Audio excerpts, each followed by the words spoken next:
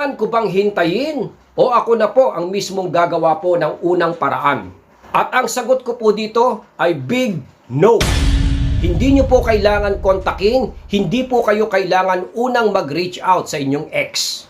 Hindi nyo po dapat gawin yan kung sa palagay nyo na hindi pa po kayo emotionally ready. Bakit po? Babalik at babalik din po tayo sa pinagmulan natin, sa pinanggalingan natin. Back to zero tayo. Kung hindi po natin na ibabalik yung dating ikaw, capable to think or even capable to decide, wala pa rin pong mangyayari, kapatid. Kaya lagi ko pong ipinapaalala na yung no contact, mga prosesong to ay hindi para bantayan at tignan mo ang ex mo. Ito ay walang dudang dapat nakatuon po sa iyo, kapatid, at hindi po sa ex mo.